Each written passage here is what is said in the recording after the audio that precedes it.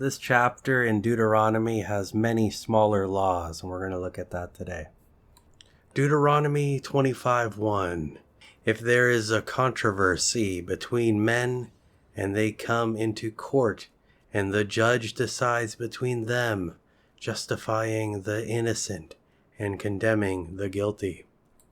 So here we have an example of a court case, or some sort of matter that has occurred between these two men. This is just an example court case, so it doesn't need to have all the details, but there's some sort of event that transpired between these two men, and this judge is here. He's kind of impartial, and he's able to discern from the information at hand what the fitting judgment is going to be, and he is able to condemn the guilty party in whatever this matter is.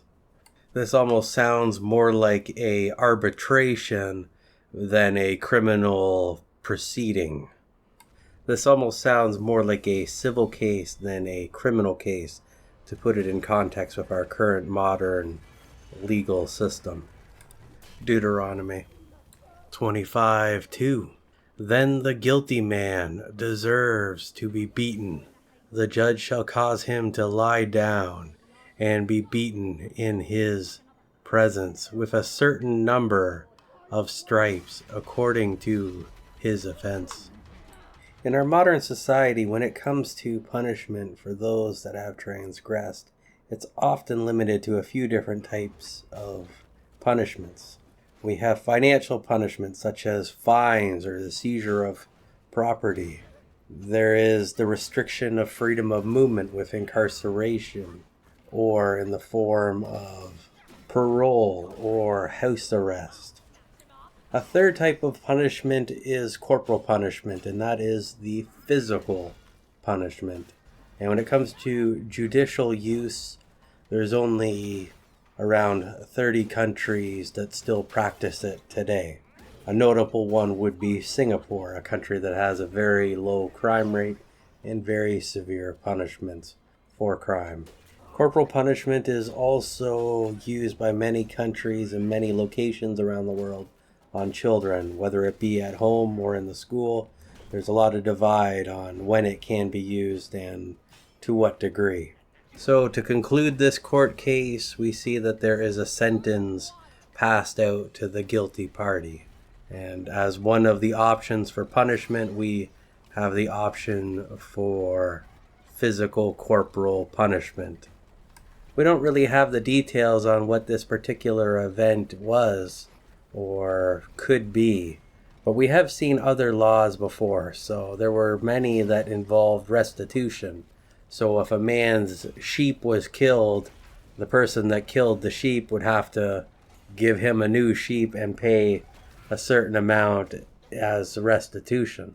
So maybe this is some sort of event that has occurred and there was a certain degree of malice or something, and the judge decided that maybe he needed to restore the item, and maybe there was a little bit of a punishment necessary as well. It would just depend on the nature of whatever this controversy was to ascertain what a righteous judgment would be. And of course, the judge would be the one to determine whatever that was to be. Deuteronomy 25:3. 40 stripes may be given him, but not more, lest if he should be beaten with many stripes, your brother should be treated like a beast and seem low and worthless to you. The purpose of corporal punishment was not to kill or severely destroy the body of the one receiving the punishment.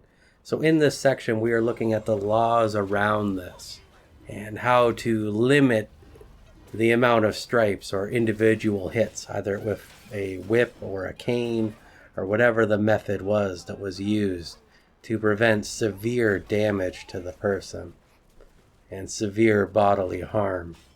This type of punishment was dehumanizing, so it needed to be limited as to not treat the man like a beast. Deuteronomy 25:4. You shall not muzzle the ox when he treads out the grain. So the muzzle is a tool or implement placed around the head of the animal to restrict the movement of its mouth. So this would prevent it from eating, drinking, biting. The idea here is that the animal is not to be muzzled, that it is the one doing the labor, it is the one working the field, and it is entitled to the payment of the field or the ability to eat from the field while it is doing the work. This is a notable verse that we see referenced in the New Testament several times, in Corinthians and in 1 Timothy's. And it's used metaphorically to show that the people that do the work are worthy of the pay of what is harvested. Deuteronomy 25:5. If brothers live together and one of them dies and has no son, his wife shall not be married outside the family to a stranger, an excluded man. Her husband's brother shall go in to her and take her as his wife, and perform the duty of a husband's brother to her. 25:6.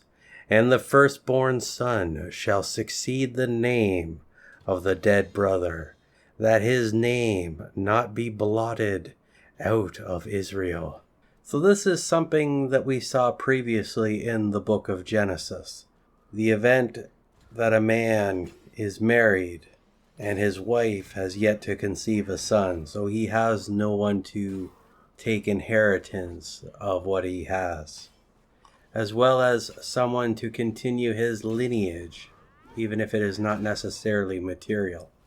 So the procedure in this circumstance is that the man's brother marries the widow of his brother, and the first male child conceived and born would take inheritance of the dead brother, would receive the things that are to be his, and to continue on with that lineage. Deuteronomy 25:7. And if the man does not want to take his brother's wife, then let his brother's wife go up to the gate to the elders and say, my husband's brother refuses to continue his brother's name in Israel.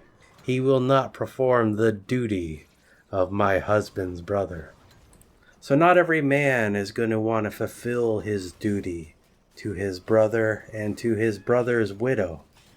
I'm sure there's a myriad of reasons as to why a man wouldn't want to do this. Perhaps he didn't really like his brother or his brother's wife, or didn't want to be settled with the financial burden of having to look after this woman and her potential child. Perhaps he was married already and his wife didn't care for this woman and didn't want him to have multiple wives. It is a responsibility and it is a duty of his, but it is not forced. But there are repercussions, as we'll see. Deuteronomy 25:8. Then the elders of his city shall call him and speak to him, and if he stands firm and says, I do not want to take her.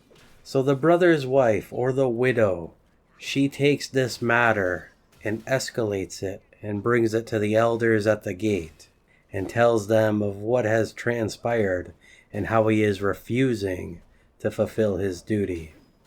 So the elders, after they hear of this matter, they bring him in to discuss this with him and to get the confirmation that he has refused his responsibility to take her as his wife. Deuteronomy 25:9. Then shall his brother's wife come to him in the presence of the elders, and pull his shoe off his foot, and spit in his face, and shall answer, so shall it be done to that man who does not build up his brother's house. So all of this needs to be done in a very official way, and this will protect the woman from any accusations down the road. This makes it very official. The elders here, they are witness to this. So the woman is to loose his shoe, to remove his shoe. This is a sign for the people of the town or the city that when they see this man here who is disgraced by not fulfilling his role and his responsibility. There's also elements of the shoe covenant. And there is this idea that by her removing the shoe, that any right or responsibility that he had towards her is also removed from him. And then we have the spit in the face. This is a sign of contempt. This man here, he has abandoned her and abandoned his brother, which is a very lowly thing to do. And this is kind of an act to demonstrate the disgust at what he has done. The man has refused to build up his brother's legacy, and that's truly unfortunate. Later on, when we get to the book of Ruth, we're going to look at this in quite a bit more depth, because there's quite a lot going on here. And the book of Ruth is pretty cool, so stay tuned for that. Deuteronomy 25:10. And his family shall be called in Israel the house of him whose shoe was loosed. This is a very scandalous thing to do, and as such, this man is going to be known for doing this for the years to come. He's going to acquire a bad reputation. Deuteronomy 25:11. When men strive together one with another, and the wife of the one draws near to rescue her husband out of the hand of him who is beaten him, and pulls out her hand and seizes the other man by the private parts. So we have some conflict between some men, and they are fighting. And one of the wives, she wants to stop this fight, so she grabs the man by the balls. So what is the consequence of this after it has occurred? Deuteronomy 25:12. Then you shall cut off her hand. Your eyes shall not pity her. So there's a possibility that this was a somewhat common occurrence. This was something that was done culturally to try to separate these men from fighting. And perhaps the manner in which they were grabbed could lead to reproductive harm. This was not simply just a accidental contact with the genitals, but maybe a deliberate method that was designed to inflict maximum pain and perhaps reproductive harm. And because we see such a significance on the inheritance from generation to generation when it comes to the land, and even with what we saw previously with the brother-in-law, that this was something very severe and something very significant. And as such, we see a severe punishment with the removing of the hand. And they are not to pity her, even though she's going to lose her hand. And I'm sure that was a very difficult commandment to see this done to a woman. Well, to see it done at all. Deuteronomy 25:13.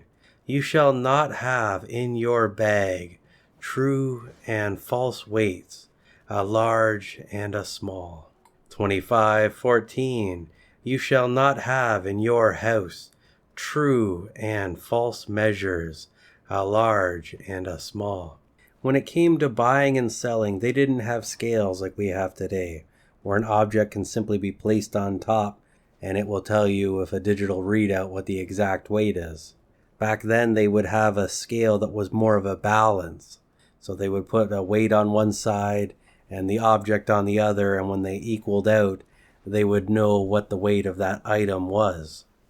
So if they had a weight that weighed a pound, they could put that on one side, and then they could put a pound of butter on the other side, and it would be even.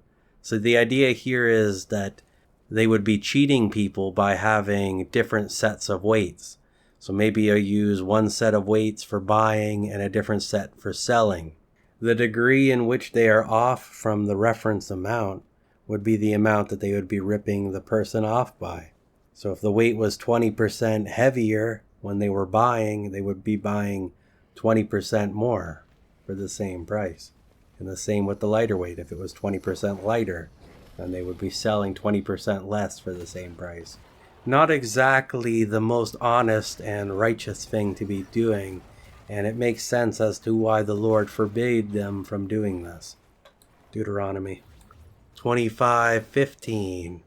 But you shall have a perfect and just weight, and a perfect and just measure, that your days may be prolonged in the land which the Lord your God gives you. So God wants them to have accurate weights, and he says that it's going to prolong their days. Now, maybe the Lord's going to grant them additional lifespan, or perhaps if they were cheating people too often, they might reach a sudden end of life. Prematurely, one could say. Deuteronomy 25:16.